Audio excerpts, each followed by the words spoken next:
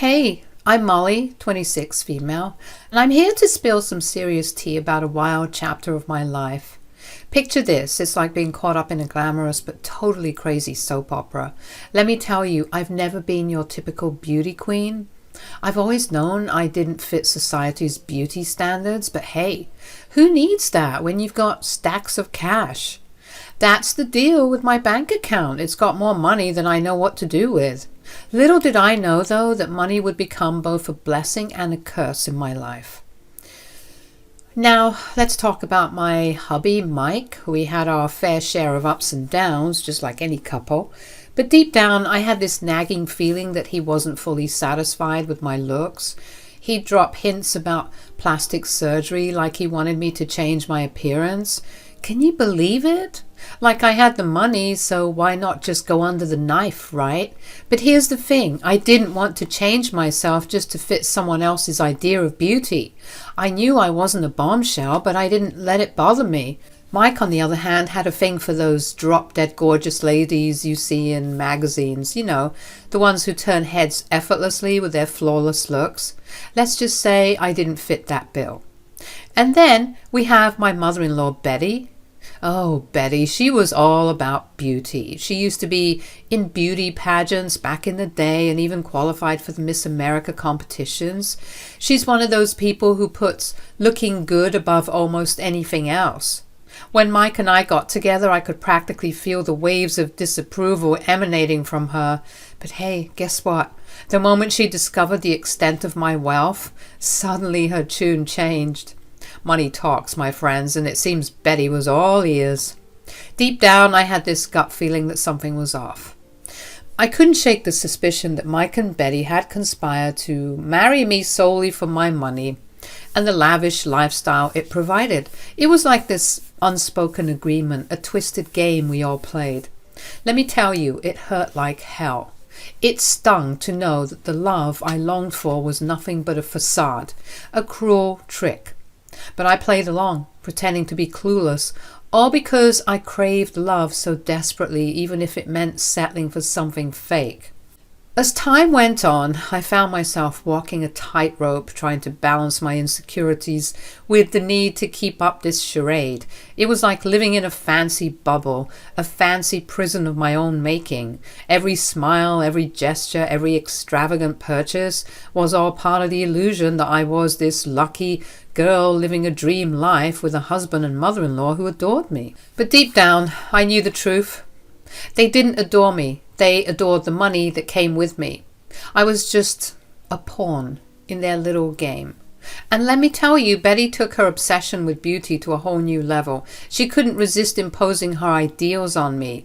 I mean, seriously, she bombarded me with info about plastic surgeons like it was a necessity. It's not like I was disfigured or anything. I know I said I wasn't the prettiest, but come on. Her constant messages and recommendations felt like a punch to my already fragile self-esteem. It was a constant reminder that I fell short of Betty's ridiculous beauty standards. I was so fed up I couldn't take it anymore. I grabbed my phone and dialed Betty's number, my voice shaking with a mix of anger and hurt. I straight up told her to stop with those damn suggestions. I had no interest in changing my face just to fit her idea of beauty. It was time to speak my mind and defend myself, flaws and all. But let me tell you, Betty wasn't about to back down without a fight. She lashed back at me, spewing venomous words without a hint of remorse.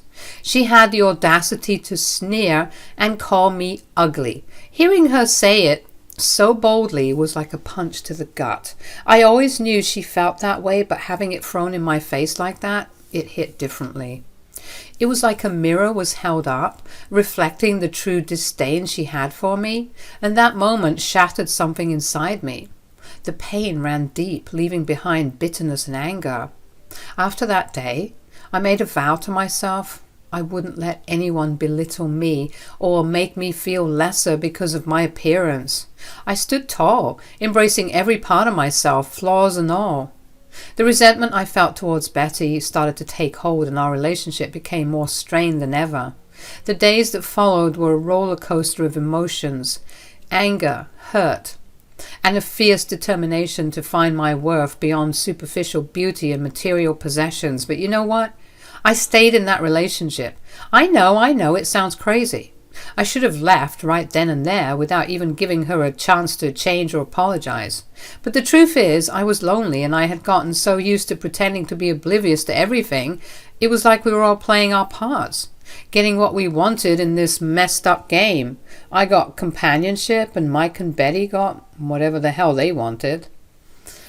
As time went on, the cracks in our marriage became more and more obvious. It was like Mike was slowly pulling away from me, both emotionally and physically. I couldn't shake off the feeling that he was plotting his escape plan, using my wealth as a stepping stone to secure his financial independence before leaving me high and dry. Even with these doubts eating away at me, I continued to support Mike's business endeavors, pouring my money into his ventures. Maybe deep down I hoped that my investments would strengthen our bond, that he would finally see my worth beyond all the material things. But as the second year of our marriage rolled around, I couldn't ignore the undeniable success he was achieving. One day we found ourselves at Betty's house, engrossed in a discussion about Mike's businesses. It was a tense atmosphere as Betty and I clashed, locked in a fiery debate over a crucial business decision. We each defended our own viewpoints passionately, and let me tell you, it got heated. The crux of our disagreement centered around a strategic move that could take Mike's businesses to new heights.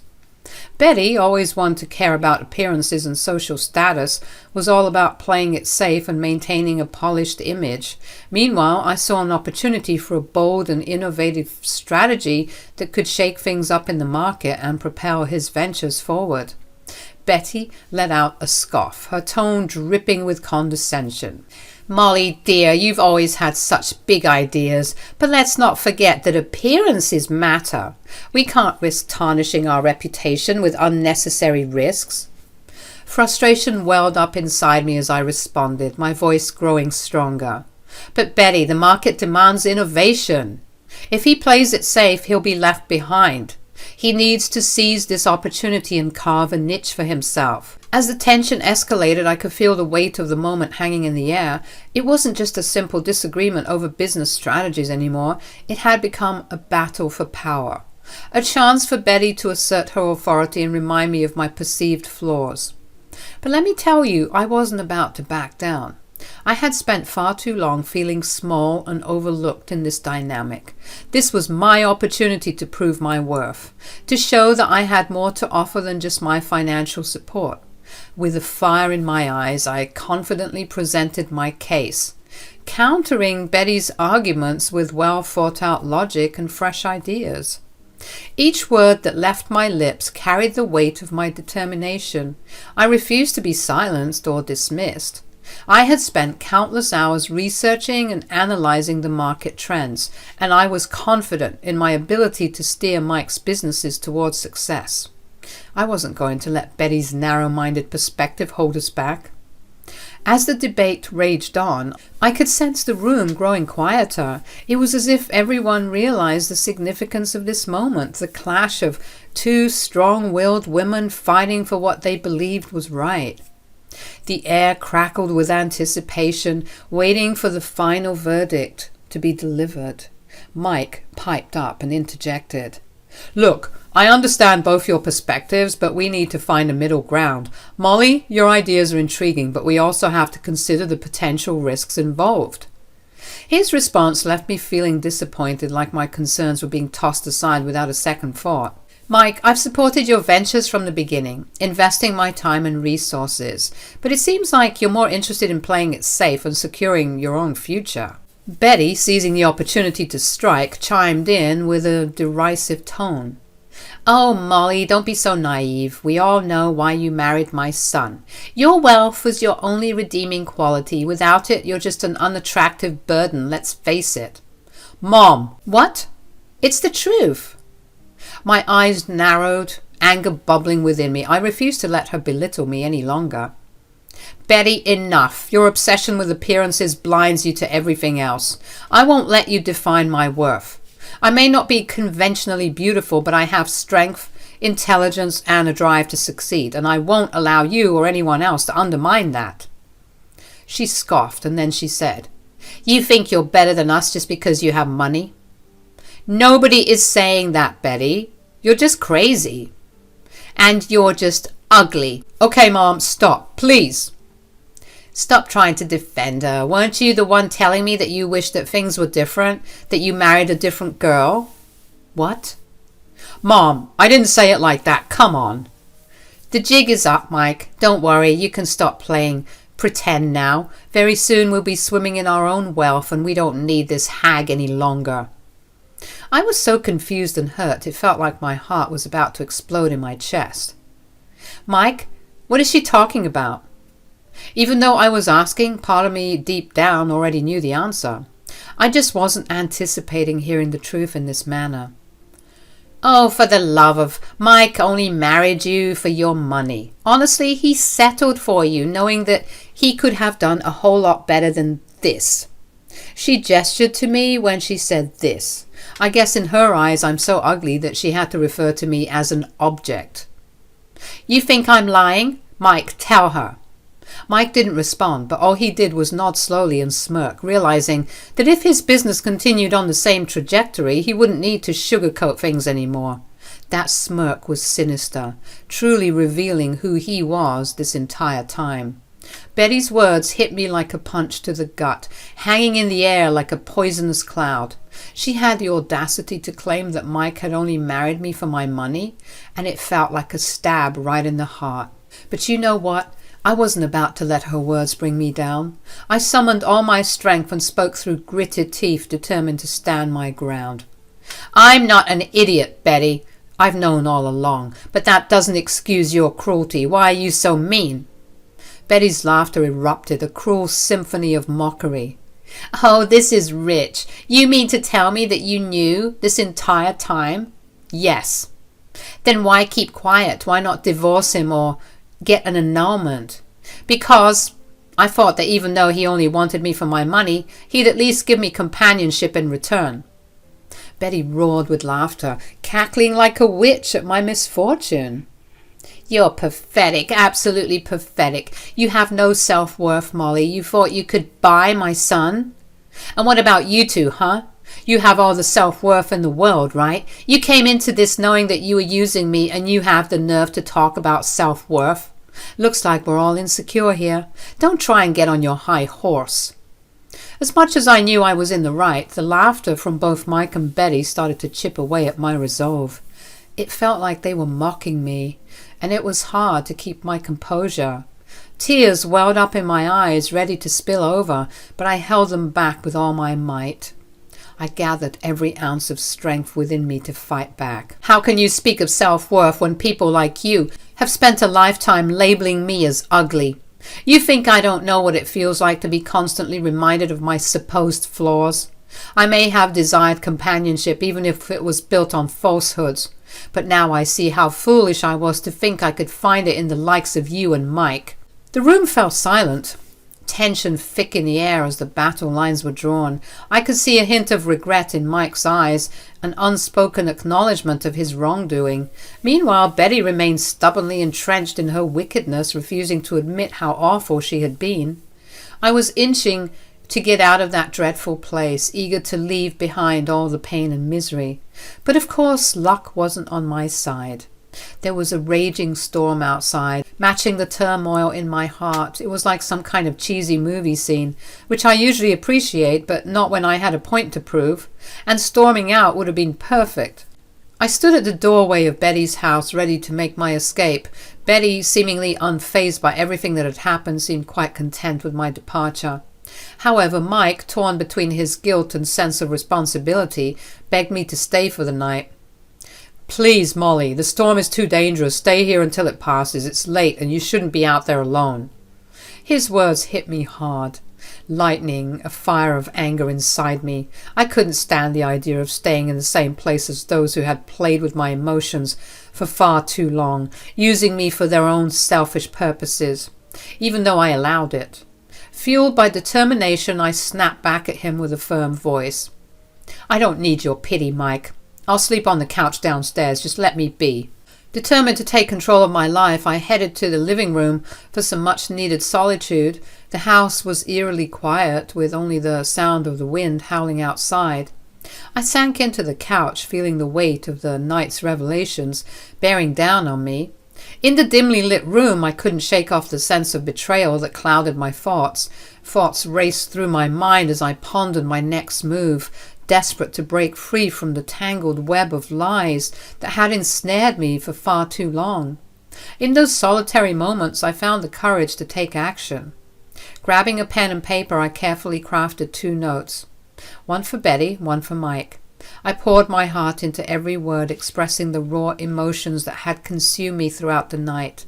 With the notes completed, I silently placed them on the kitchen counter, symbolic of my liberation.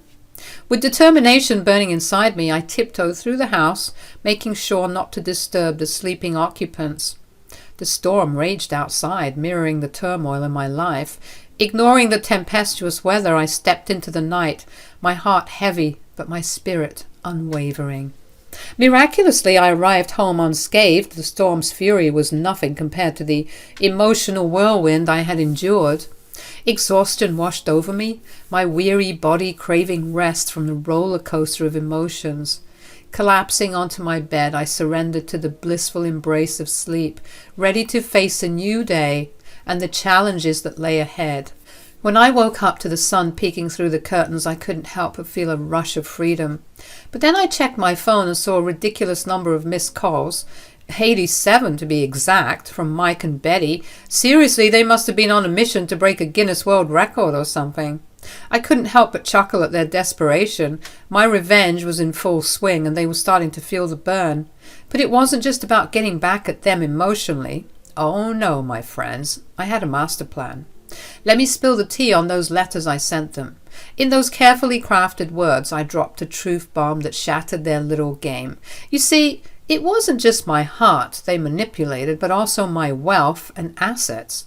And let me tell you, I'm no pushover when it comes to protecting what's rightfully mine. I let them in on a little secret.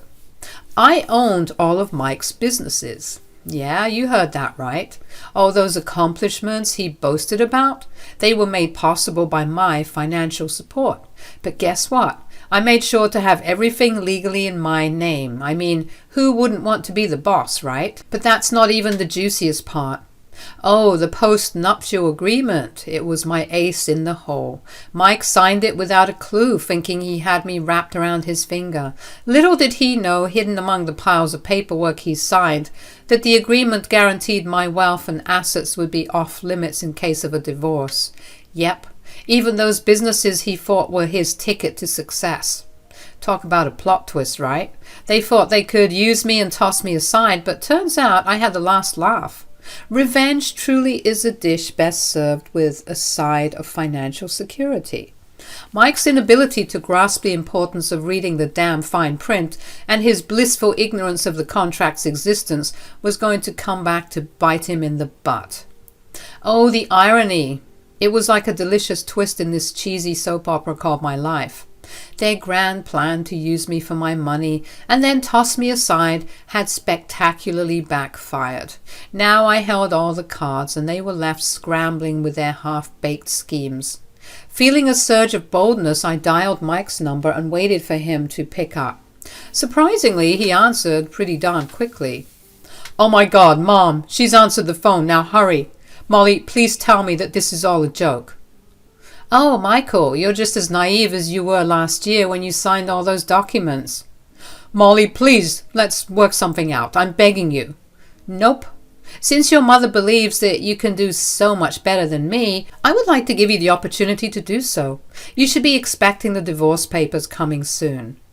"I won't sign them." "Well, that's fine. I have friends who can make you sign them. They're the forceful type, you know, the ones who are so forceful that they can break fingers." "Those businesses are mine, Molly. At least give me that." "Nah, I don't think so. You made your bed, and now it's time you lay in it." "What makes you think I won't go to the authorities, huh?" "And say what? I signed these documents that I didn't bother reading, and now my wife won't give me any money?" "They'll laugh in your face." I heard Betty coming in on the phone now. I must have been on loudspeaker this whole time. To my complete and utter shock, this is what Betty said.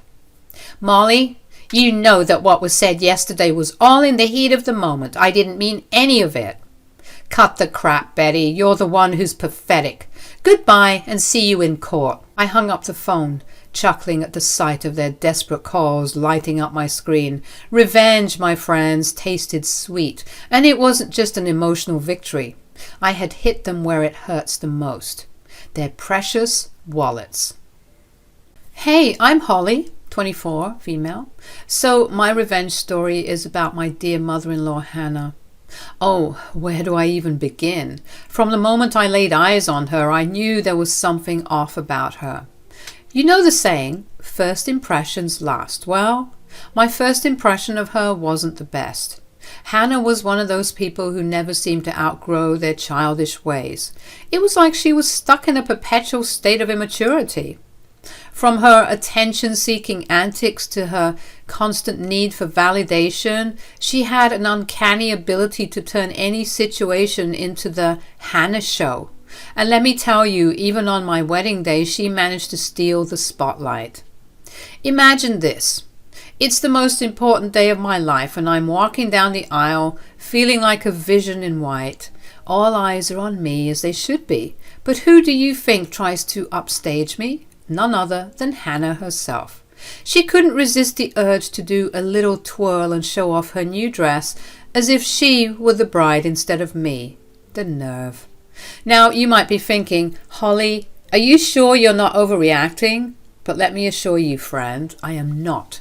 You see, Hannah had this uncanny ability to switch gears and put on a facade whenever she was around people she wanted to impress. She knew how to charm the pants off anyone who she considered important or influential. But when it came to me, her daughter-in-law, she had no qualms about revealing her true colors. She made it abundantly clear that she had no respect for me or my role in her son's life. And one of her favorite ways to undermine me was by taking credit for things I had done. Oh, the audacity. I remember one time I spent hours slaving away in the kitchen preparing a delicious homemade meal for Tyler and me. I had meticulously planned every detail, from the appetizers to the dessert. Just thinking about it transports me back to that time. I had spent hours in the kitchen crafting a culinary masterpiece for my beloved Tyler.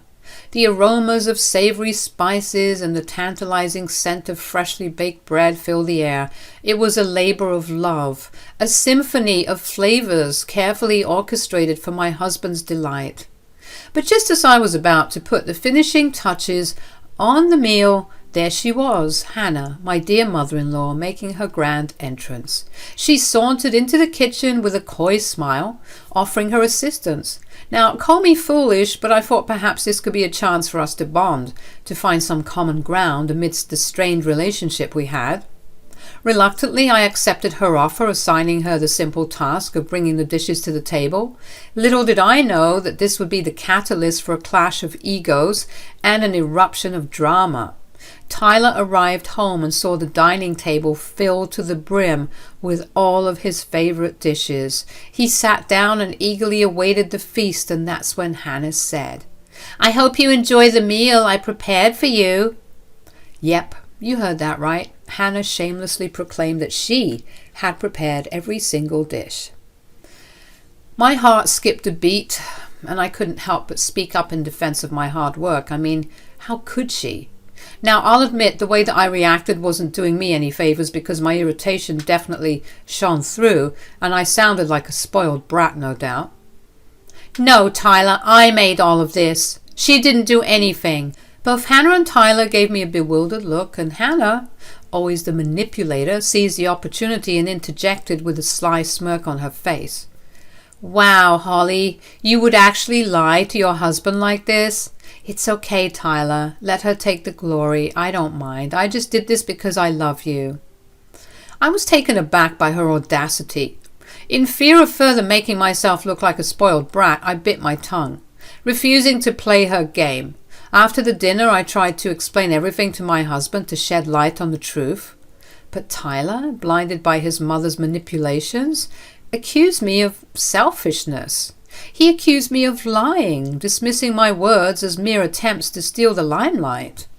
An argument ensued, fueled by hurt feelings and a deep sense of betrayal.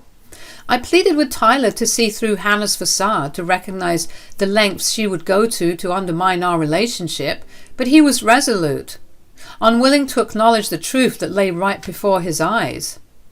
It was a painful moment for my friends to be questioned by the person I loved most, but I knew then that I couldn't force him to see what he didn't want to see. Sometimes the truth can be a bitter pill to swallow, and in that moment Tyler chose to turn a blind eye to his mother's deceit. So I swallowed my pride and decided to let him believe what he wanted to believe.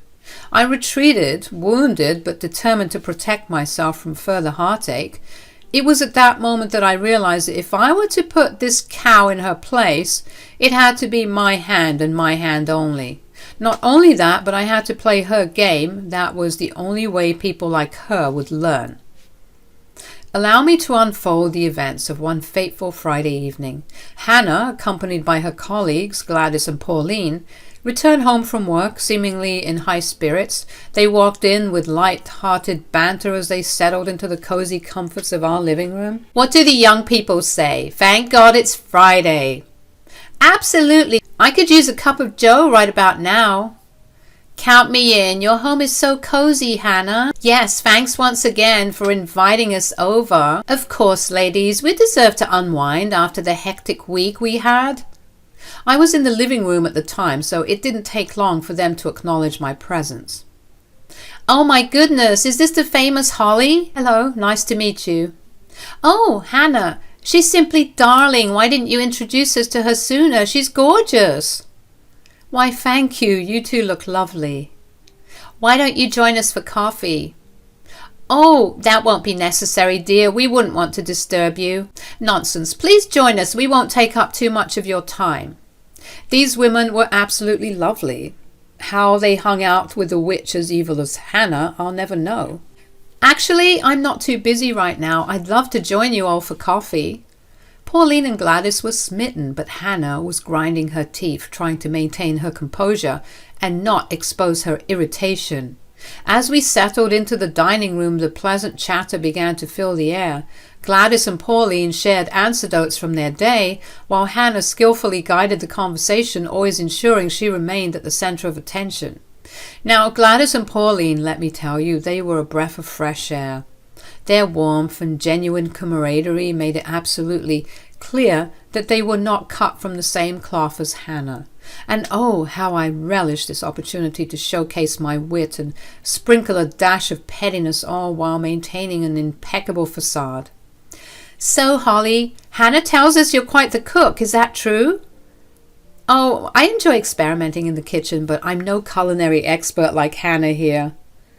Oh, I'm sure you're being modest. Hannah has mentioned your skills on several occasions. Has she? Maybe I've mentioned it. I can't particularly recall. Oh, stop it. She's always talking about your cooking. Surprising, seeing as she enjoyed being the center of attention. I thought she'd continue to take credit for my work. But she always says that her cooking is slightly better, but I'll have to see it to believe it. Ah, there it is. Well, I do try my best. Cooking is a passion of mine. So, would you say you're better than her? No comment. Oh, meow. Is a catfight about to ensue? Not at all. In fact, one day we should have a live competition for Gladys and Pauline. What do you say, Hannah? Oh, well, I'm sure they'd be bored with the whole thing, don't you think? I don't think so. I want to see that. Yes. Tell you what, we'll hold that competition some other time. As the coffee flowed and the laughter grew, I couldn't resist the temptation to playfully needle Hannah, knowing full well she had to maintain her composed image in front of her newfound companions. Remember that time, Hannah, when you accidentally mistook salt for sugar? Oh, the look on your face when you took that first bite. Yes, we all make mistakes in the kitchen, and let's not dwell on that. Oh, Holly, do share some of your favorite recipes with us. I'd love to try them. Of course, Gladys, but you must promise not to confuse my dishes with Hannah's. They may look similar, but the taste will be worlds apart. Hannah was sending me daggers, but I reveled in this moment, knowing that she wanted to keep her composure and not spook off her new friends with her true nature. As the evening drew to a close, Hannah couldn't contain her excitement about the following day. "You know what, everyone? You've been such great company tonight. How about joining us for dinner tomorrow? I promise it'll be a culinary treat." "That sounds marvelous, Hannah. We'd love to. I'm already looking forward to it." Once her friends had left, Hannah confronted me, curiosity and suspicion evident in her eyes. "I couldn't help but notice your subtle jabs during our coffee session. What's the meaning behind all that?" "I have grown tired of enduring your constant belittlement. I have decided to play your game. To give you a taste of your own medicine, let's see if you like how it feels to be treated the same way you treat me." "Oh, Holly dear, you underestimate me. Your feeble attempts won't amount to anything. My friends are coming over tomorrow and they're expecting a spectacular meal." "Huh. With your cooking skills, good luck. Actually, I won't be needing any luck because you'll be the one making the food." "What?" "You heard me. You make the food. I have some errands I need to run tomorrow." "And if I refuse?" "Then I'll make your life a living hell. I'll make sure that Tyler divorces you by the end of the year. I'll slander you and make you look bad like the time you made that meal for him. Don't test me." I'll admit I was a bit fearful, so I complied. But little did she know that I had a plan brewing, a plan that would leave her speechless and questioning her own audacity. The next day arrived. The sun greeted me on that eventful day, painting the sky with hues of gold and pink. As I savoured the tranquility of the morning, an unexpected interruption shattered the peace. A sharp knock resonated through my bedroom door, jolting me from my thoughts. I hurriedly made my way to the door, only to find Hannah standing there, a scowl etched across her face.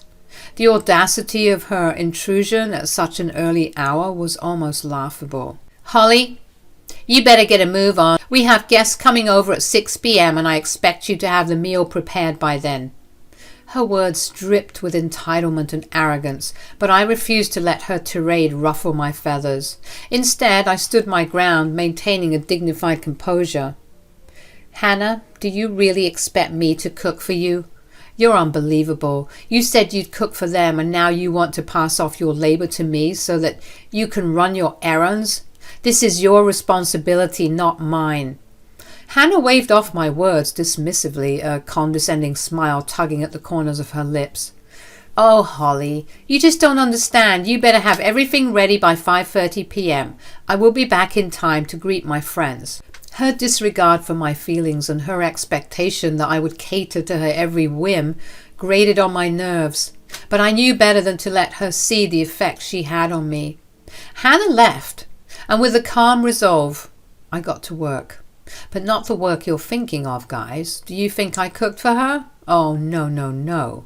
Perhaps I was just tired of Hannah's antics, paired with the fact that she disturbed my precious morning time, but I was feeling particularly malicious that day. I spent the better part of my day in my sweatpants watching movies. With each passing hour, my determination to defy Hannah's demands grew stronger. I revelled in the thought of frustrating her with my disobedience. As the clock struck 4:30 p.m., I took delight in my rebellious act. In a deliberate act of defiance, I placed an order for cheap and subpar food. I knew it would not meet the standards of Hannah's anticipated feast. The greasy bags arrived promptly, filled with lukewarm disappointment. I purposely left the food out, allowing it to cool and lose its luster. My intention was clear. I wanted Hannah and her guests to taste mediocrity on their palates. At around 5:30 p.m., I half-heartedly rearranged the lackluster food on the serving platters. I aimed to create an illusion of grandeur, masking the truth beneath a veil of presentation. Edible food paint lent an appearance of sophistication, concealing the unappetizing reality. I couldn't resist curiosity and sampled a morsel, only to recoil in disgust. The taste matched the appearance, nothing short of a culinary catastrophe. Just as I finished my charade, Hannah burst through the kitchen door, clearly returning from her busy day, her presence demanding attention. She glanced at the carefully arranged feast, her eyes gleaming with satisfaction at the sight. But her busy schedule left no room for a taste test. She'd come home late, having only 15 minutes till her friends would arrive. "Oh my goodness, I don't have enough time. I need to shower. They'll be here any moment. Holly, set the table when there are 5 minutes left, okay? I need the food to be nice and hot for the guests." As she hurriedly disappeared into the depths of the house, I couldn't help but grin mischievously. Little did she know that her meticulously planned dinner would soon reveal its true colors. The stage was set for a dramatic unveiling, and Hannah would soon come face to face with the consequences of her arrogance. 20 minutes or so went by, and Hannah was finally ready as she descended the staircase. Her guests, Pauline and Gladys, were already seated at the elegantly arranged dinner table. I had taken the liberty of inviting them in when they arrived, eager to witness the unveiling of Hannah's grand deception. With a radiant smile, Hannah approached her friends, her voice dripping with false warmth as she greeted them with a cheerful "Welcome." Pauline and Gladys couldn't help but comment on the impeccable presentation of the food before them. Their eyes widened in admiration, praising the splendid display I had orchestrated. Hannah, seizing the opportunity to bask in the glory she believed was rightfully hers, interjected with a triumphant declaration. "I spent a grueling 8 hours preparing this feast all by myself. I guess all that work paid off." To Hannah's astonishment, I chose not to discount her claim. Instead, I played my part flawlessly, praising her with unrestrained enthusiasm. "Oh, Hannah, you truly outdid yourself. These dishes are a testament to your culinary genius. I can hardly believe you managed to create such a magnificent feast single-handedly. You deserve all the credit and praise." As I spoke, my heart danced with glee. Pauline and Gladys were increasingly excited, and Hannah brushed off her confusion when she noticed that her friends were eager to dig in. Hannah didn't know that my words were drenched in sweet irony, a subtle jab aimed at Hannah's inflated ego, and behind my facade of admiration, I revelled in the knowledge that the charade she had created was about to crumble under the weight of its own falsehoods. As Hannah watched in disbelief, her co-workers, Pauline and Gladys, took hesitant bites of the meticulously arranged food. However, their expressions of anticipation quickly turned to disgust as they both spat out the morsels they had sampled. A wave of confusion washed over Hannah as she witnessed their reaction, unable to comprehend the unexpected turn of events. Driven by a mix of curiosity and dread, Hannah reluctantly took a bite herself, only to have her taste buds assaulted by a repulsive combination of flavors. The truth became undeniable. The food, meticulously disguised to look exquisite, was anything but. The bitterness of her own deception lingered on her tongue, mirroring the deceit she had woven throughout this entire charade. She tried to hide her retching, but I caught it. Pauline and Gladys, visibly upset, demanded answers. Their voices quivered with a mix of disappointment and anger. "What on earth is this? It tastes awful. I can't even describe how terrible this is." "What happened?" I don't understand. It tasted fine when I prepared it. Maybe something went wrong." She sent daggers my way, and I tried to contain my laughter. Pauline, her disappointment evident, shook her head in disbelief. "Hannah, this isn't just a simple mistake. This food is stale, old, and absolutely greasy." Gladys, her disappointment turning into anger, joined in. "I thought you invited us for a treat, Hannah. But this is beyond disappointing. It's inedible. It's damn near rancid." Hannah, feeling the weight of her deceit, desperately clung to her defense. "I swear I tried my best. Maybe something went wrong with the ingredients or the recipe." "Hannah, we trusted you when you said you knew how to cook. We believed that you would prepare something delicious for us. But this is something else. I'm so sorry, but I don't think I can continue eating this." As Hannah struggled to find words to salvage her reputation, her excuses faltered in the face of the undeniable truth. The silence that followed spoke volumes, signaling the rapture in their once amicable relationship. Pauline, her disappointment turning into resolve, spoke with a tone of finality. "I think it's best we go, just 'cause I don't see any way that this could be salvaged." "Yes, I think that's best." Ladies, please wait. Let's not jump to conclusions. I'll admit today was not a good day. I had a lot on my mind and then I made these poor quality dishes, but that won't happen again. Please come again tomorrow and I'll show you what I'm really made of. I'd rather taste Holly's cooking, if I'm being honest, but after the treatment we've received today, I don't think we'll be coming around anymore. Gladys, how could you say that? And how could you treat your guests like this? I thought that we were friends. We are friends. We'll see you at work, Hannah. Unbelievable. I escorted Pauline and Gladys out, apologizing profusely for Hannah's actions. I returned to find Hannah sitting with her head in her hands, contemplating everything. I approached her and I said, "Oh, what happened, Hannah? Your lies finally catch up to you? How could you do this to me? Now I'll be a laughing stock at work." "Aw, what a shame. Maybe now you'll learn not to mess with me." Hey, I'm Aisling, 26, female. So let me tell you about my journey with my mother-in-law, Nilani. I'm Aisling and I've always been someone who likes to keep things chill and drama-free. I don't seek trouble or get involved in any unnecessary conflicts. Unfortunately, the same can't be said for Nilani, my mother-in-law. From the moment I met Nilani, it felt like she thought she was starring in some kind of reality TV show. Drama seemed to follow her wherever she went, and you know what? I wasn't into all that mess. It almost made me question whether I should get married to her son, Arden, at all. But here's the thing. I loved Arden. Like, really loved him. Our connection was so strong, and I knew deep down that he was the one for me. So I made up my mind to endure my mother-in-law's drama for the sake of love. Little did I know about the roller coaster ride that was in store for me. You see, Nilani had this strange perception of me. She seemed to think that because I was laid back and quiet, I had something to hide. Oh boy, did she taunt and tease me for that. She would make the wildest accusations about my character, all because I didn't fit into her idea of what a proper wife should be like.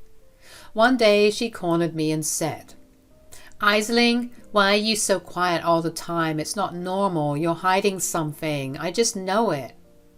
I couldn't help but roll my eyes at her dramatics. "Nilani, I'm just a calm and introverted person. There's nothing mysterious about it." But of course, that didn't satisfy her. She kept pushing, trying to dig up some non-existent scandal. "You're just too good to be true. Nobody is that nice all the time." I took a deep breath, trying to keep cool. "Well, Nilani, I believe in being kind and respectful to everyone. It's not about being too good. It's just who I am."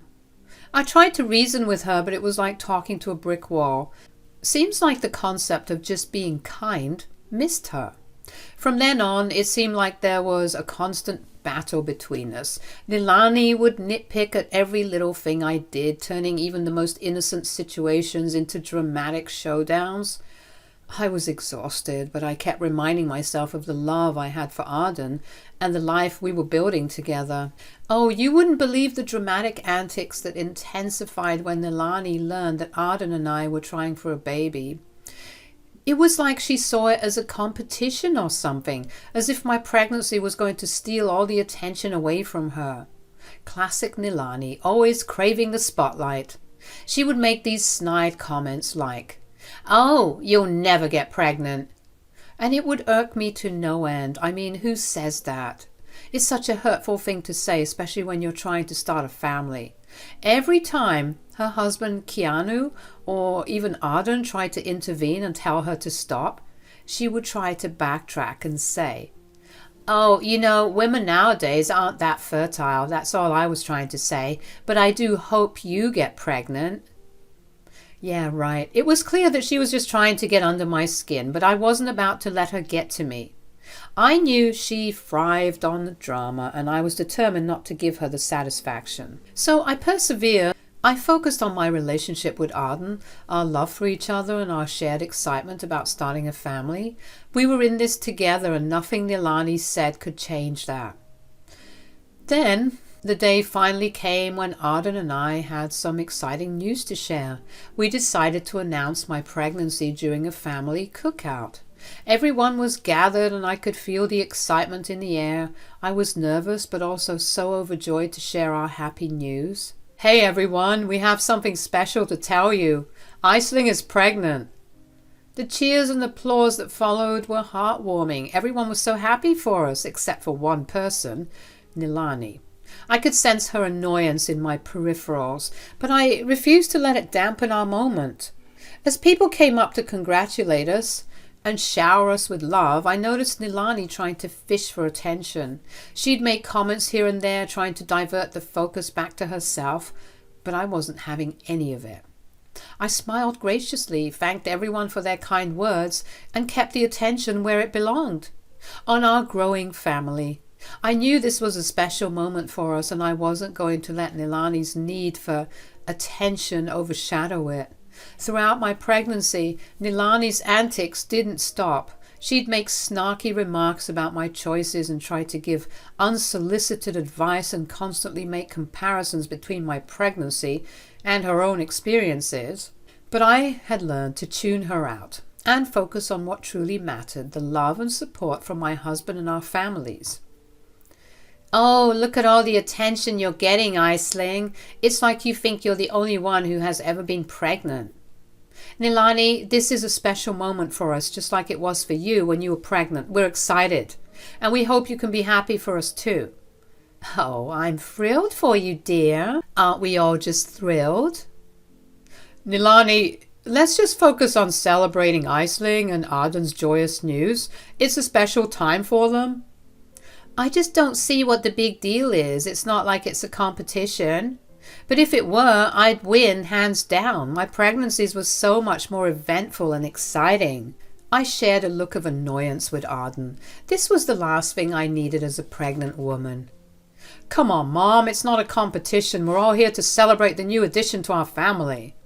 Fine. If you want me to be all excited, I'm excited. Yay, another baby in the family. How wonderful. Thank you, Nilani. We appreciate your support. Whatever. Both Keanu and Arden weren't pleased with Nilani's behavior, and I was beyond pissed. I just couldn't fathom why someone would be so rude and annoying during my pregnancy. Throughout my pregnancy, Nilani's comments and drama persisted, but Arden was always there, by my side, supporting and reassuring me. He had grown tired of his mother's antics as well, and was determined to shield me from her negativity as much as possible. One sunny afternoon, while Arden was at work, I was alone in the house when the doorbell rang. I opened the door to find Nilani and Keanu standing there with arms full of baby items. They had come over to drop off some baby stuff in preparation for the birth, which was due in just 2 months. As soon as I saw them, I could feel my pregnancy hormones flaring up. I had been dealing with Nilani's drama for a while now, and being alone with her made me feel uneasy. I knew she could be unpredictable and didn't want to deal with any unnecessary drama. Hello, Aisling dear. We brought some things for the baby. I thought you might like them. Thank you. As they started unloading the baby items, Nilani couldn't resist making some comments that grated on my nerves. She started questioning some of the baby items I had already purchased, saying things like, "Are you sure that's the right brand? I've heard it's not very good." I took a deep breath, trying to remain composed. I did my research and I'm happy with the choices I've made. Nilani didn't seem satisfied with my response and continued to offer unsolicited advice and opinions on everything, from baby clothes to nursery decor. It was clear that she wanted to be in control and have a say in every aspect of the baby's life. Feeling fed up, I finally mustered the courage to speak up. Nilani, I appreciate your help, but I would prefer to make these decisions with Arden. It's important for us to choose things that we like and feel comfortable with. Nilani's face darkened and I could tell she wasn't pleased with my response. Well, I just want what's best for the baby. I understand that, but Arden and I are the parents and we'll make the best decisions for our child. Keanu, who had been quiet throughout the exchange, tried to defuse the situation. Let's not argue, dear. We're here to support Aisling and Arden. I nodded, grateful for Keanu's attempts to mediate, but I couldn't help but feel frustrated with Nilani's constant need to control and assert herself in our lives. Keanu went back to get some more items, and that's when Nilani made another snide comment about how I would handle being a new mother. "You're so quiet and laid back. I don't know how you'll manage with a baby." "I may be quiet, but I am strong and capable. I'll figure it out just like any new mother would." "Oh, look at you, Iceling, ever the calm and collected one." "Yep, that's me. With the way you act so nonchalant about everything, I wouldn't be surprised if it turned out that the baby wasn't even Arden's." "Excuse me?"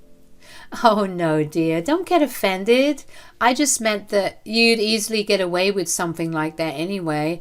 Let's hope that the baby at least looks like him." As Keanu unloaded the remaining baby gifts from the car, I tried my best to keep my cool around Nilani, but her comment about Arden not being the father of the baby was the last straw. My pregnancy hormones were already making me extra sensitive, and her words hit a nerve. "You know, Nilani, I can't believe you'd say something like that. That's rich coming from you, actually, considering that Arden doesn't even look like Keanu." Nilani's face turned red, and for once she seemed at a loss for words. I could tell my response caught her off guard. "Well, it's just a joke." "A joke? Really? Well, it's not funny, and it's not appropriate, and why are you all of a sudden so red?" And she seemed taken aback by my response. Before she could say anything else, Keanu walked into the house with his arms full of baby gifts. "Hey, everything okay in here?" Nilani quickly plastered on a fake smile. "Oh, yes, dear, just feeling a little queasy, that's all. I think I need to go home and lie down." "What's wrong? What happened?" "I'm just feeling a bit lightheaded is all." "Do you want me to take you home?"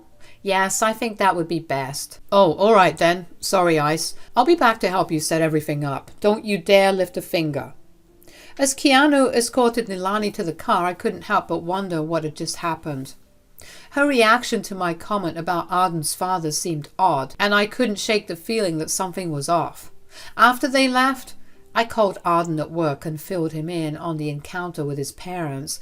He was just as surprised as I was by Nilani's behavior. "That's strange. She's never reacted like that before." "Yeah, it was really weird, but honestly, I'm just glad she left. I don't need her drama right now." "Ice, do you think—" "No, of course not. It's not possible. Or maybe—" "I'm coming home." Arden came home, and I could see the worry etched on his face as he walked through the door. He immediately started pacing back and forth, clearly deep in thought. I knew he must be thinking about what I had said to Nilani and the possibility that he might not be his father's child. I took a deep breath and approached him gently. "Arden, we need to talk about this. I don't want you to be consumed by doubts and uncertainties." He looked at me, his eyes filled with a mix of confusion and concern. "I can't help but wonder, Iceling. Her reaction to your comment was just so strange." "I understand why you're feeling this way, but you shouldn't jump to conclusions without knowing the truth." Just then we heard Keanu pulling up to the house. When he entered, he noticed the worried expressions on our faces. "What's wrong? Why are you home early from work, Arden?" Arden took a deep breath and decided to share everything with his father. Isling made a comment and Mom reacted weirdly, and it got me thinking about some things. I can't shake the feeling that we might not be related. Keanu looked stunned after Arden explained a bit more. His eyes flickered with a mix of emotions. He sat down, unable to find the words to respond.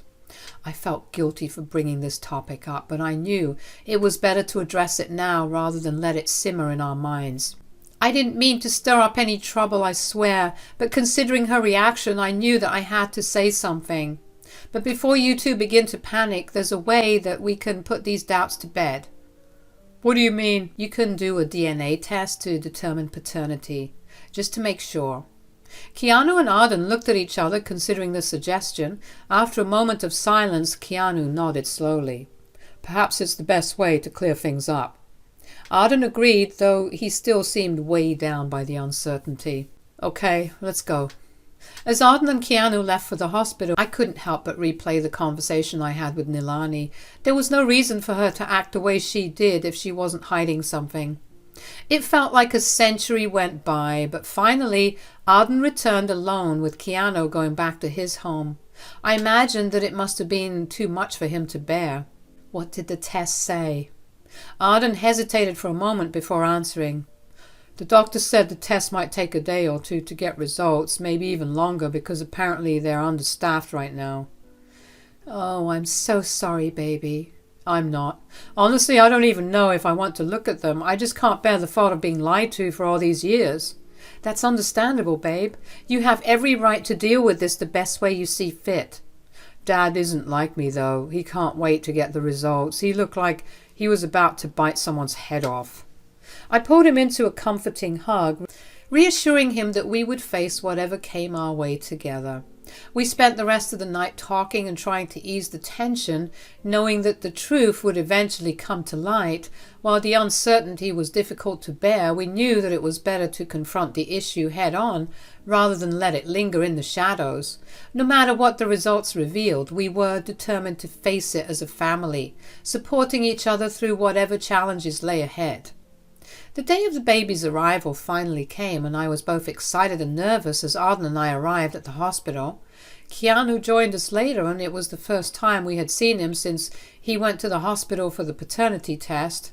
He looked somber, holding an envelope in his hand. I got the results. I'll share them with everyone another time, since, you know.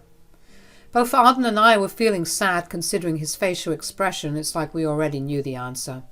As the contractions started, I tried to stay calm, and Arden, my friends, and my father-in-law did their best to support and comfort me. The atmosphere in the room was filled with love and anticipation for the arrival of our baby. Suddenly the door swung open, and there she was, Nilani. Instead of focusing on me and the baby, she immediately started causing a scene, demanding attention and making wild accusations. Arden couldn't take it anymore and shouted at her to leave.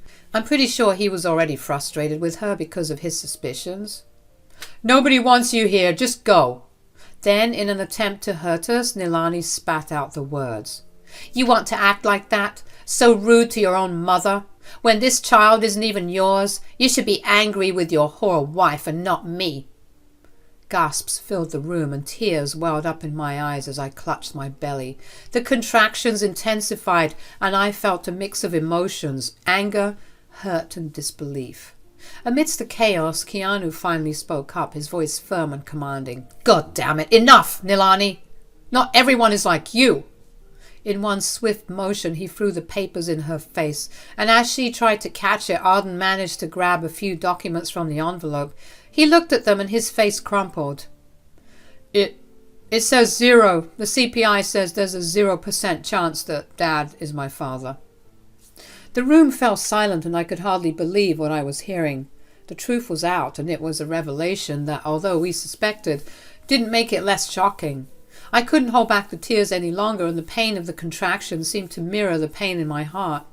Nilani, seemingly defeated and embarrassed, couldn't handle the truth she had tried to conceal for so long. The weight of her lies had finally caught up to her, and she fainted on the spot. The nurses rushed to tend her, but the focus soon shifted back to me as the contractions continued. I tried to push through the pain, knowing that the arrival of our baby was imminent. In the midst of all the chaos, Arden held my hand and looked at me with love and determination. "We'll get through this together." Keanu, after recovering from the shock of his wife's revelation, came over and embraced both of us. "I'm sorry for everything. I shouldn't have done that, especially during such a sensitive time. I was just so angry and I felt like I could burst at any second." I nodded, grateful for his support and understanding. As the contractions grew stronger, the room filled with a sense of unity and determination. Despite the shocking revelation, we were all in this together, ready to face whatever challenges lay ahead as a family. Hours later, our beautiful baby finally arrived, and the moment I held her in my arms, all the pain and drama seemed to fade away. In that moment, all that mattered was the love and bond we shared as a family. It was crazy because once the dust had settled and I held my beautiful baby girl, nobody wanted to check up on Nilani, who was admitted in a room somewhere in the hospital. She made various attempts at calling each and every one of us, demanding that we go see her because she fainted, but all of her pleas were obviously ignored. "I'm so sorry that your mom did this to you, to the both of you." "Shh. Don't worry about that right now. I'm just glad that both my girls are safe." "But what about Nilani? Screw Nilani. Right now I'm mentally preparing for a divorce. You said it, Dad. I want to remove her from the will. They managed to chuckle, albeit bitterly. It was such a confusing time, filled with joy and anguish, but I was glad to see that they were ready to dump her. Everyone was tired of her BS, and I was just glad that I would be seeing less and less of her in the days to come. And it was good timing too, because I didn't want my little girl to be around all that negative energy. In the days that followed, Nilani desperately tried to get back in everyone's good graces, but no one wanted her. She often posted about how lonely she was, still failing to recognize how this was all her fault. Some people just never learn. Hey y'all, I'm Zara, 35, female. Alright, so let me tell you about how my life took a wild turn when I was just a teenager. At the tender age of 17, I found out I was pregnant. It was a shocker, to say the least. And you know what they say about surprises? They come unannounced, leaving you scrambling to figure out what to do next. Enter Ren, my now ex-husband. Well, he wasn't my husband back then. We were just two teenagers who never really liked each other. But life had other plans for us. When my pregnancy became known to our families, it was like a whirlwind had hit. Ren's mother, Erin, was adamant that we tie the knot. Shotgun wedding, you know. So there we were, two young souls forced into a marriage we never wanted, all because of this little being growing inside me. It felt like life was playing a cruel joke on us. But as I held my son, Tyler, in my arms for the first time, something magical happened. I fell in love with that little bundle of joy, and our bond was unbreakable. Unfortunately, the same couldn't be said for Ren. He resented Tyler from the beginning. He felt like his life was slipping away from him, and he blamed our son for it. Every milestone, every late-night diaper change, it was like a reminder to Ren that he couldn't live his life the way he wanted to. Now, you'd think that Erin, being Ren's mother, would have some empathy or understanding, but nope, not a chance. She never really liked me, and she never hesitated to remind me of that fact. She'd often take every chance she got to let me know that she thought little of me. The shotgun wedding? Yeah, she only allowed it to happen to save face within the neighborhood. Our household was like a ticking time bomb. There was tension all the time. Ren's resentment towards Tyler and his indifference towards me. Erin's constant disapproval hanging in the air like a dark cloud. It was suffocating. But in the midst of it all, I found solace in my son. Tyler was my anchor, my rock, and he made everything worthwhile. He had this incredible connection that seemed to fill the void left by Ren's absence. I poured my heart and soul into being the best mom I could be, and Tyler's love for me was like a beacon of light in the darkness. As Tyler grew, I could see how much he resembled me. His eyes, his smile. He was my mini-me, and I couldn't have been prouder. I knew I had to shield him from the toxicity in our home, from his father's resentment and his grandmother's disdain, so I made it my mission to create a loving and nurturing environment for him, despite the circumstances. As the years passed, the tension between Ren and me remained. Our marriage was a facade and everyone knew it, but I had Tyler, and that was enough. He was the reason I woke up every morning with a smile on my face, ready to face whatever life threw my way. I learned to be resilient and to rise above the judgments and disapproval. My love for my son gave me the strength to keep going and to be the best version of myself for him. And in those moments when Tyler looked up at me with those innocent eyes, I knew that I was doing something right. No matter how challenging life became, I had Tyler, and that was all that mattered. As Tyler grew into a strong young man, he became more and more of a challenge to his father. He was like a force of nature, determined to break free from the toxic environment that had surrounded him his entire life.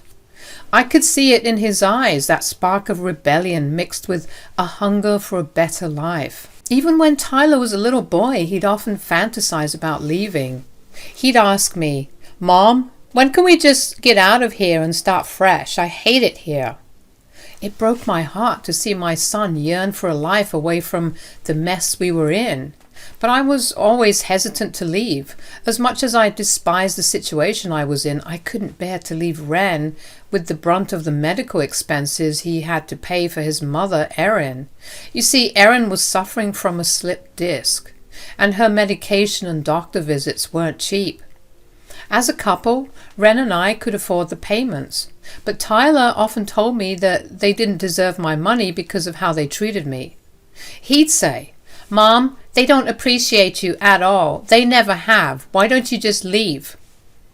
I tried to explain to him that I felt indebted to them in a strange way.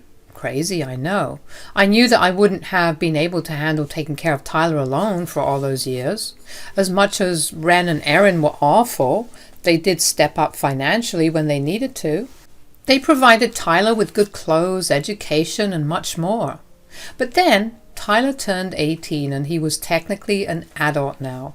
He was ready to leave the nest, and that meant Ren and I could get a divorce without it being as scandalous. After all, our son was grown and could handle himself. The day Tyler turned 18 was bittersweet for me. On the one hand, I was proud of the young man he had become, but on the other hand, it was a reminder that he was spreading his wings and leaving our troubled nest. He'd always been my rock, my source of strength, and the thought of him not being around every day was hard to digest. Tyler was excited about the new chapter in his life. He had dreams and aspirations that he was determined to chase, and he wanted to take me with him.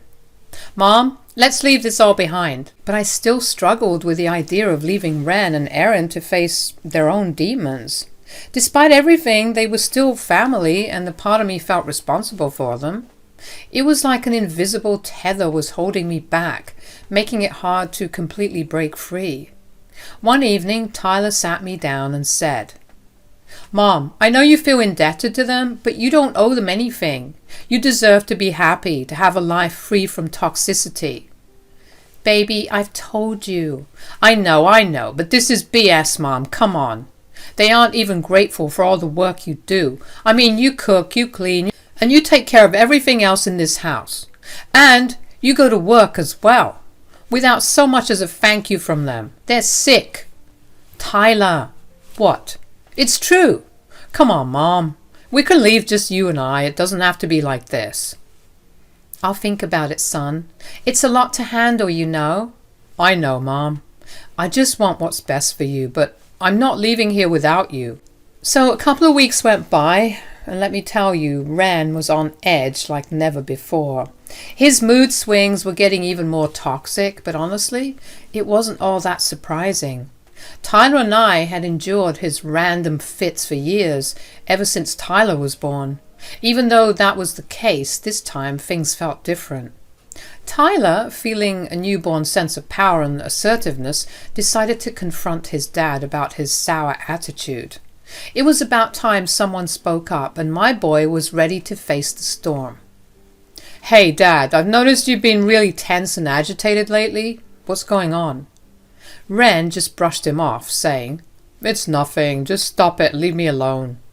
But my son wasn't going to back down that easily. He had bottled up years of frustration and pain from being neglected by his father, and he was ready to let it all out. "No, Dad, this isn't nothing. You've been acting like this for years. It's not fair to take your anger out on us. Either act like an adult and speak up, or keep your negativity to yourself." Well, that did it. Ren's temper flared and he snapped. "Oh, well, would you look at that? Looks like the little brat finally grew a pair. You want to talk about being an adult?" "Ren, calm down. He was just asking you a question." "Stay out of this. Don't talk to her like that. I'm sick of you. Finally, we agree on something, because I'm sick of you. What did we ever do to you, huh? You're just a miserable old sap. And you're just a frickin' freeloader. You know why I'm upset? You should have left the house the minute you turned 18 instead of continued to spend all my money like a little kid. Isn't it bad enough that you ruined my life? And now that you can leave, you can continue to drain me dry? Ouch. Those words hit hard, but my son didn't cower. He stood his ground, his voice unwavering. You want to know why I didn't leave? It's because I'm waiting for Mom to realize her potential and leave you behind. Tyler's words hung in the air like a heavy cloud of truth. Ren looked taken aback, like he hadn't expected this confrontation, but he quickly regained his composure and spat out. Zara would never leave. Not after everything we've been through. Tyler's resolve didn't waver, and he shot back. Maybe it's because you've made her feel like she owes you something, like she's stuck with you forever. Ren's anger intensified, and he accused Tyler of being spoiled and selfish. Fine. You want to act like an adult, then you have 1 week to move out. We'll see how well you handle the real world, spoiled brat. With that, Ren stomped away, leaving Tyler seething with anger. He was hurt, frustrated, and feeling betrayed by the man who was supposed to be his father. I tried to comfort Tyler, telling him not to worry about his father's words. But my son snapped at me, his emotions running high. How can I not worry, Mom? He's got his claws so deep in you that I'm starting to think you'll never leave. Maybe he's right. His words hit me like a punch to the gut. I knew he was right. I had endured so much in this toxic marriage, and a part of me felt trapped, like I couldn't escape. But seeing my son so hurt and angry made me realize that I couldn't keep living like this. As Tyler stormed out of the house, I was left alone with my thoughts. I couldn't ignore the truth any longer. It was time to face the reality of my situation. I sat down and thought about everything Tyler had said. He was right. Ren had manipulated me into feeling indebted to him, and it had kept me stuck in this unhappy marriage for far too long. But I also knew that I couldn't blame everything on Ren. I had my own choices to make, and I had allowed this toxic dynamic to persist for years. I had to be honest with myself. Did I really want to continue living like this? Was I willing to sacrifice my own happiness for the sake of convenience? Some hours had gone by, and the tension in the house was really high. My heart pounded in my chest as Tyler approached me with a serious look on his face. Mom, I found something you need to see. His voice was tinged with both anger and concern. What is it, Tyler? He led me to his room and pulled up his father's phone messages. My eyes widened as I saw the conversations between Ren and his mother, Erin. Tyler had managed to hack into Ren's phone and take pictures of their conversations. As I read through the messages, my mind couldn't comprehend what I was seeing. Ren and Erin were plotting to take over my bank accounts, and they had been stealing money from me all this time. In one message, Ren had bragged to his mother. I've been making her pay for everything, and she hasn't even noticed the extra money missing from her accounts. She's so naive. It's almost too easy. My hands trembled as I scrolled through more messages. They discussed how to manipulate me, how to drain my finances, and how to keep me in the dark about their scheme. It was a web of deceit that they had carefully woven around me. I can't believe they would do this to me. After everything. I knew they were up to something shady, but I never thought it would be this bad. As I looked at the evidence before me, I felt a mix of emotions. I was hurt, betrayed, and angry beyond words. But amidst all that, I also felt a sense of relief. This was the final confirmation I needed to know that leaving Ren was the right decision. Thank you, Tyler. You've opened my eyes to the truth. Tyler nodded, his eyes filled with determination. So, let's do it. I knew exactly what he was talking about. He'd brought up the plan many times before, and prior to this newfound knowledge, I always shot it down, saying that was going a bit too far, but after finding out the truth, I agreed, knowing that we couldn't let them get away with their deceit any longer.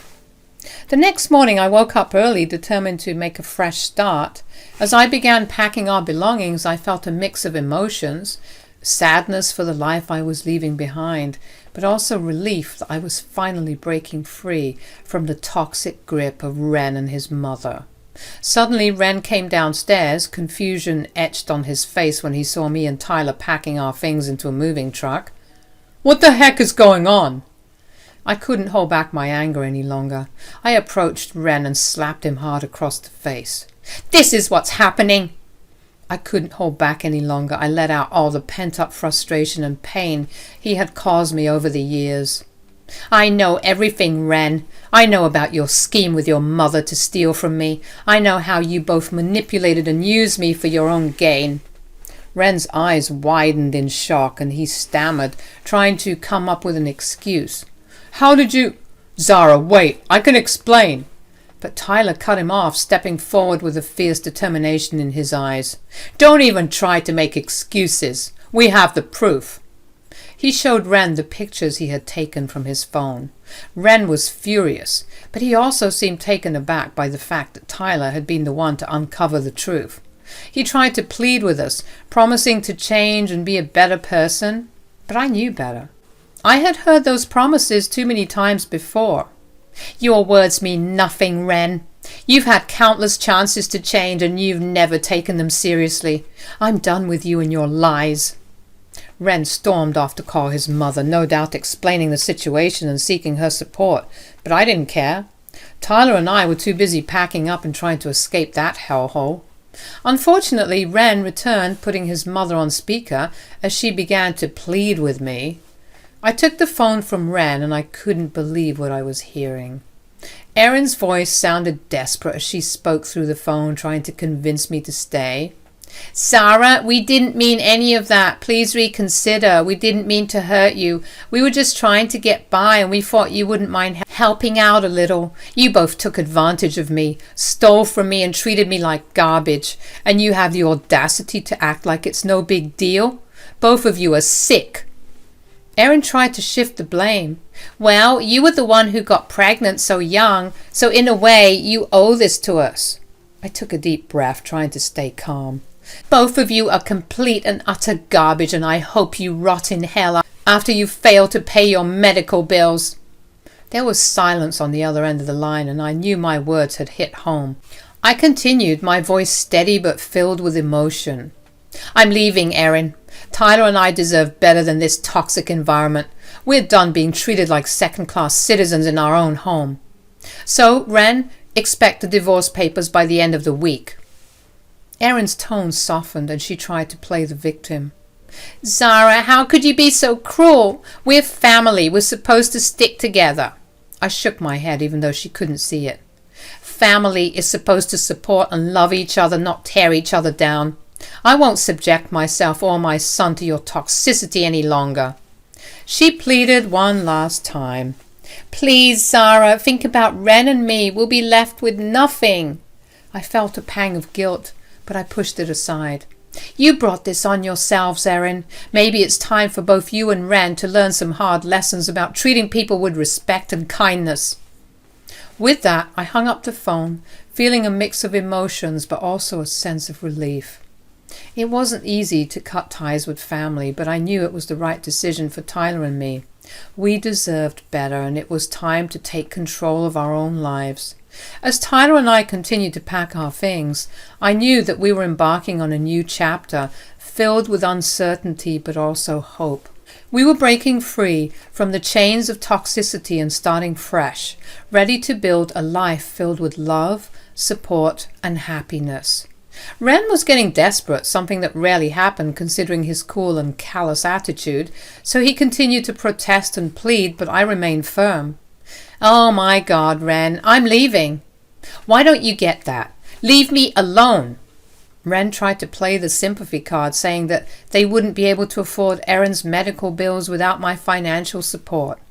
"That's not my problem anymore. You and your mother can figure it out on your own. I deserve better than this, and I'm not going to be your cash cow any longer." As Tyler and I finished packing our things into the car, my heart was pounding with a mix of anxiety and excitement. This was it. The moment we were finally breaking free from the toxicity that had suffocated us for so long. Ren came rushing out, still trying to convince me to stay, but I had made up my mind. I wasn't going to let his manipulative words sway me anymore. I got into the car, and as I started the engine, Ren stepped in front of us, pleading once more. I gritted my teeth, hesitating for a moment, but then I decided enough was enough. I pressed down on the gas pedal and the car sped off, nearly hitting him in the process. Through the rearview mirror, I saw Ren kicking the trash can in anger and punching the air. I didn't want to look back anymore. I didn't want to be tied to that toxicity any longer. Tyler let out a sigh of relief, and I could see the weight lifted off his shoulders. Mom, that felt so good. I didn't know you could be so badass. I smiled at him, feeling the same sense of liberation washing over me. I didn't even know that I had that in me. We're finally free, Tyler. Free to live our lives on our own terms without their claws digging into us. As we drove away from the place that had been our home for far too long, I felt a mix of emotions. Sadness for the years I had lost, anger for the way we had been treated, but at that moment, most importantly, I felt glad that karma had finally come around for those two, and that I had finally gotten my revenge. Hey folks, pull up a chair and listen to a story about yours truly, Ben, 34, male. The fun-loving, easygoing guy who's always had a passion for two things, traveling and teaching. Looking back at everything, I couldn't be happier with the way my life has turned out, and it's all because of what I'm about to share with you all. See, my job as an English teacher opened up a world of opportunities for me. Literally, teaching English gave me the chance to travel around the globe, explore new places, and experience different cultures. It was like a dream come true, and I felt so blessed to be living my two favorite things. When I turned 25, life took me on an adventure I never expected.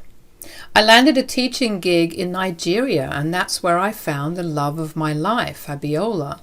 She was a Yoruba beauty, and from the moment we met, there was a connection that couldn't be denied. Sure, Abiola's English wasn't that great at first, but love has a funny way of breaking language barriers. With time, love, and a whole lot of grace, Abiola picked up English like a pro, and I did my best to learn some Yoruba too. We were like our own little multicultural language exchange program, and it was adorable. Now, let me tell you, marrying Abiola was no walk in the park. Her parents were strict and traditional, and they weren't too thrilled about their daughter getting hitched to a white guy. They were worried that their culture would get lost in the mix. And you know what? I understood their concerns. But I was determined to show them that my love for Abiola was real, and I wasn't about to let cultural differences stand in our way. I sat down with her parents, assured them of my commitment, and convinced them that I wasn't just some random dude passing through. It took some time, but I guess my charm and sincerity worked because they eventually gave us their blessing. Phew, talk about a relief. It was like passing a final exam with flying colors. And you know what? Our wedding was the perfect blend of cultures. Yoruba traditions mixed with some good old Western flair. We had two weddings, one back home in the States and one in Nigeria. They were celebrations to remember, and I knew right then and there that I had found my happily ever after with Abiola. We decided to honeymoon in her home country, and life was sweet for a while. All right, so here's where the plot thickens. Abiola had always dreamed of living in the US, and you know what? I was more than happy to go along with it. After all, love is about supporting each other's dreams, right? But her parents? Yeah. They weren't exactly thrilled about the idea. They thought Abiola was just blindly following her husband and leaving everything behind. I get it. They were worried about their daughter being so far away from home. But hey, we reassured them that this was Abiola's decision and she was excited about it. You're just dragging her away from her family and her roots. I knew that this was a bad idea. Abiola, you're not leaving your home just because of this man. I tried my best to explain. No, this is Abiola's dream, and I want to make it happen for her. She's always wanted to experience life in the US, and I'll do whatever it takes to support her. I know you're scared for me, but I can assure you this is what I want. No, it's what I need. Chai, so you want to leave us here? You're tired of your culture and your country? Yes. You see, Francine, she's even talking back to us. I know everything that there is to know about Nigeria, about Africa. I'm ready to explore and take on bigger things. Don't you want that for me? But no matter what we said, they just couldn't wrap their heads around it. They blamed me for poisoning their daughter's mind as if she didn't have her own desires and dreams. It's not like that. Like Ben said, I've always wanted to live in the US and he is making it possible for me. I love him and we want this together. Besides, we have so many family members who are living in New York. We have such a big Nigerian community on that side also. I'll be fine. Her parents were still skeptical, and I could feel the tension between us. It was like they stopped respecting me and reverted to their dismissive and rude ways. But you know what? I wasn't going to let that bring us down. Abiola and I knew what we wanted, and we were determined to live our best life together. So we packed our bags and moved to the US, ready to start this new chapter. As the years passed, Abiola settled pretty seamlessly into Western culture. We were creating memories and building a future together. But you know what? At some point, as any daughter would, Abiola missed her parents terribly. She wished they could see that living in the US wasn't so bad, and maybe they would even consider retiring here someday.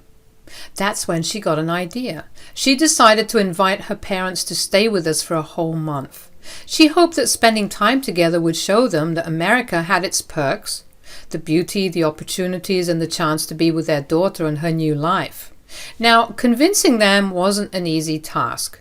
They had their reservations, but Abiola persisted, sharing her love for her new home and her wish to have them in her life.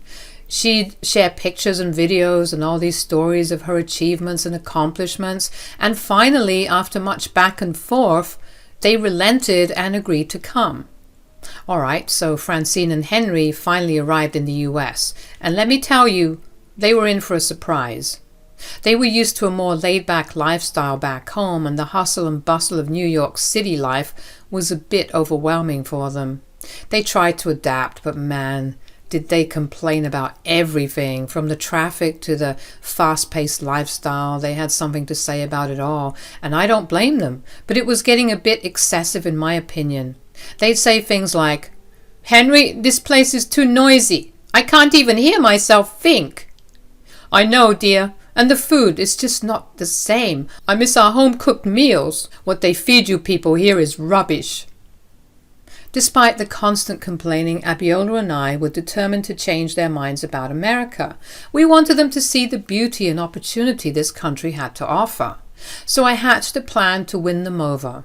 I decided to prepare a traditional Nigerian dish, jollof rice, for them.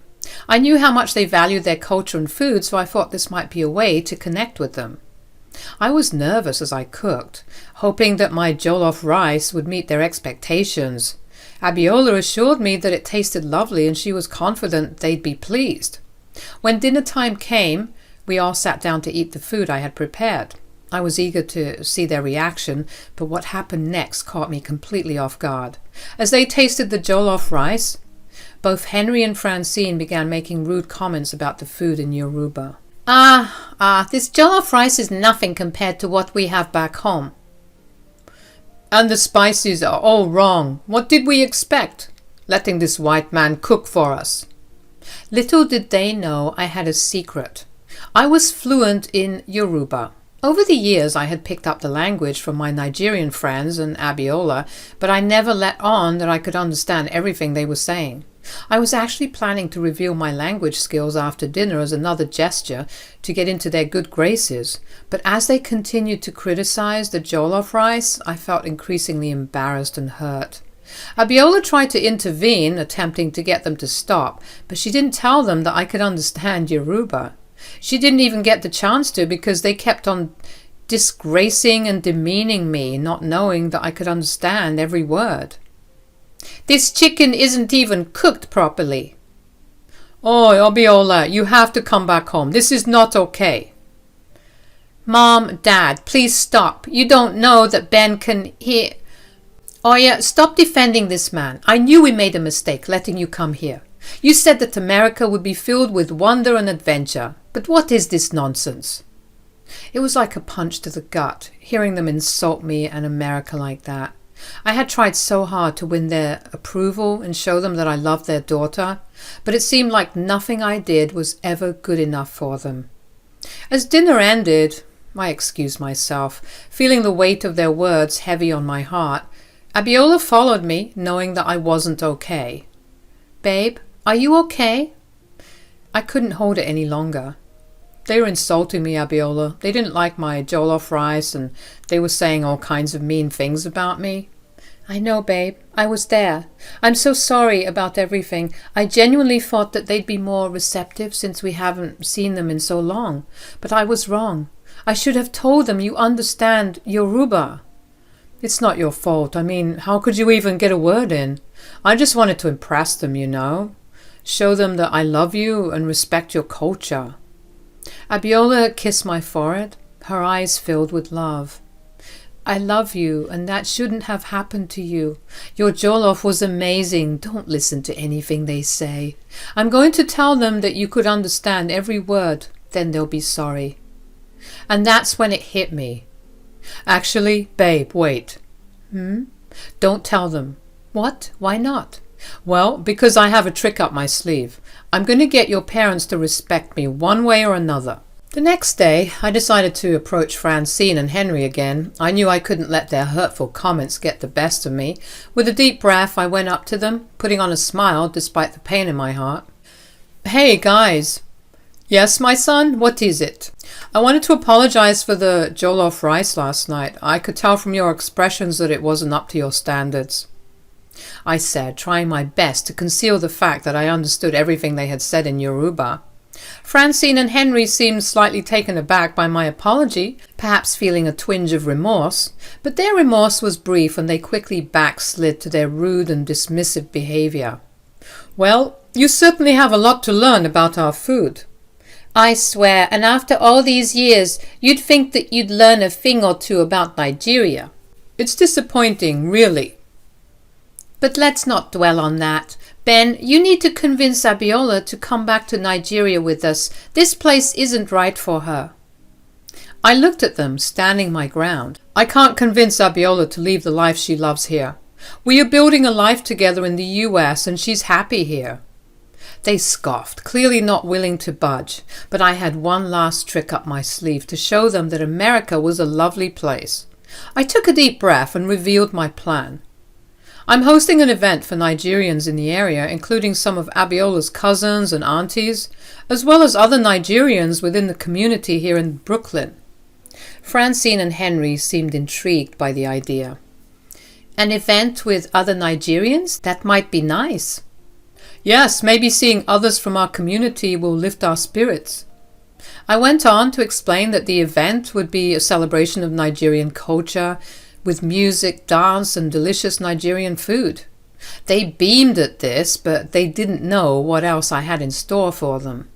Abiola's cousins, friends, and aunties arrived, embracing us with love and warmth. Seeing her reconnect with her family brought tears to my eyes. I was so proud of the woman I married and the community she came from.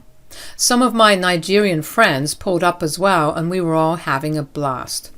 Francine and Henry seemed to be enjoying themselves as well, immersing themselves in the rich culture that surrounded them. They chatted with other Nigerians, sharing stories and laughter. At this point, the event was in full swing and the atmosphere was electric. People had brought a plethora of mouth-watering Nigerian dishes, filling the air with delightful aromas. The dance floor was alive with vibrant moves and the laughter echoed through the room. I watched from time to time and I could see that both Henry and Francine, as much as they were engaging with the community, tried to keep to themselves for the most part. They were in the corner at times, pointing at people and talking crap, no doubt. As the night wore on, I felt the right moment approaching. I wanted to address the crowd and speak my heart out. With a deep breath, I made my way to the podium.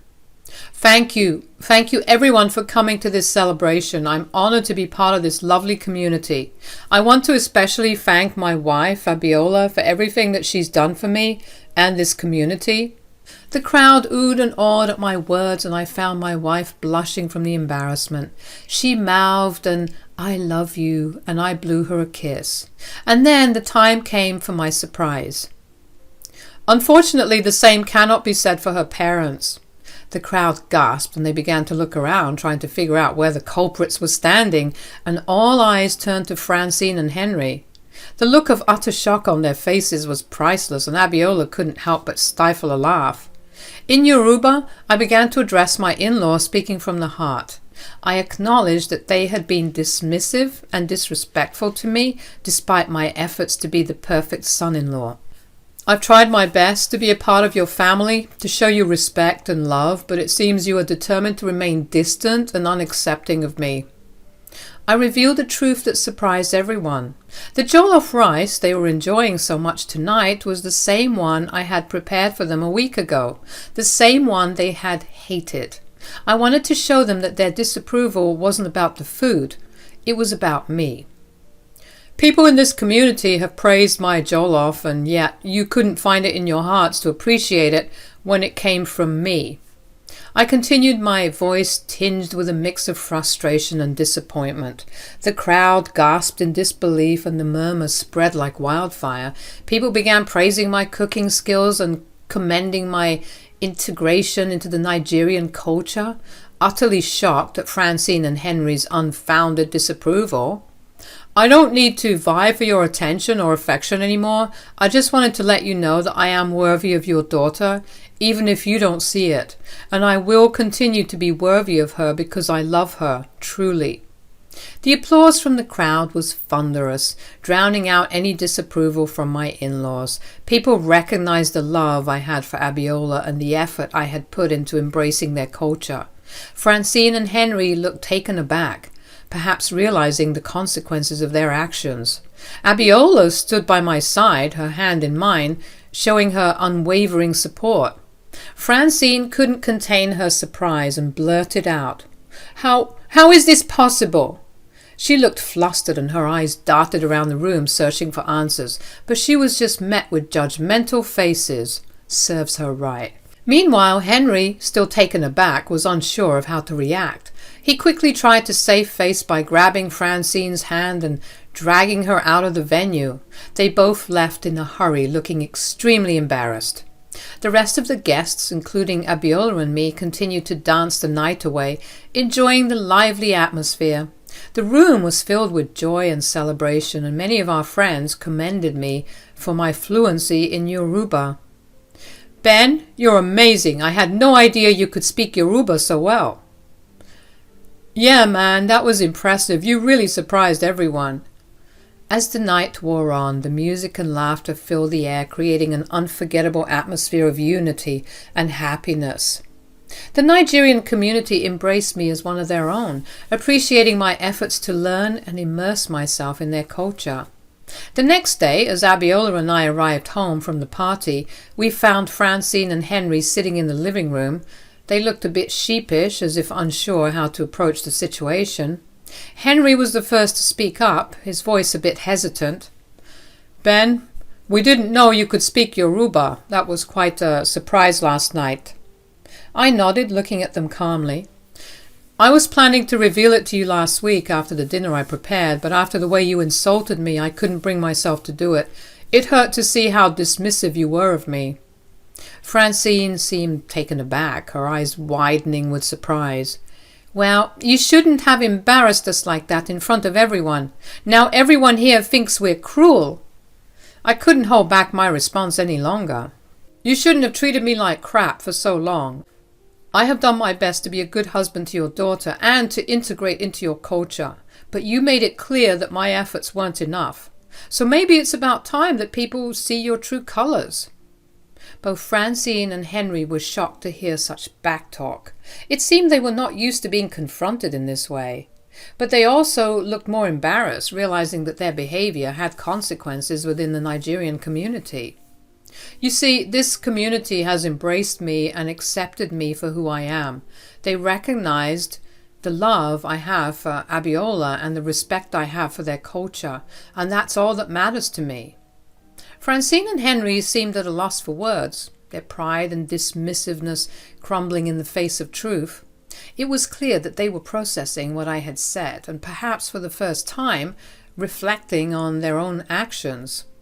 Abiola stood by my side, showing her support. Ben is right. He has been a wonderful husband and he loves me deeply. We have a beautiful life together and we won't let anyone belittle that. Abiola, you are not going to defend us, your parents? What behavior is this? Abiola looked at her mother with a mix of sadness and determination. I will always defend what's right, Mom. Even if it means going against you two. I love you both, but I won't condone disrespectful behavior, especially if you're doing it for no reason. Francine huffed and puffed, clearly upset that her actions were being questioned. Well, we were just expressing our opinions. We didn't mean to cause any harm. We didn't think Ben could understand us. It was a private conversation. Abiola shook her head, disappointed. Private conversation or not, it was hurtful. And it's not just about that incident, it's about how you've treated Ben over the years. Francine's stubbornness seemed to resurface and she folded her arms defiantly. I don't need to prove anything to anyone. Abiola's voice grew firmer as she responded. This is not about proving anything. It's about taking responsibility for your actions and showing respect to the people you love. If you're going to be disrespectful, then maybe it's best if you both leave. Abiola added firmly, her eyes unwavering. Francine and Henry looked totally shocked by Abiola's assertiveness. They glanced at each other, probably wondering if she was serious. But Abiola stood her ground and her parents finally got that she meant every word she said. Still, with their pride intact, Francine and Henry got up and left the house, trying to act all dignified, but it was pretty obvious that their pride was starting to crumble under the weight of what they had done, and the consequences they were facing. As they left, Abiola let out a heavy sigh, feeling a mix of emotions in her heart. Standing up to her parents wasn't easy, but she knew it was necessary for everyone's growth. And for us as a family. We haven't really talked to them properly ever since the incident, but everybody, the Nigerian community, their friends, their family, Abiola and me, knows that they're in the wrong. Heck, even they know that they're wrong. But I'm just waiting for the day that they're willing to admit that, so that we can grow together as a big family.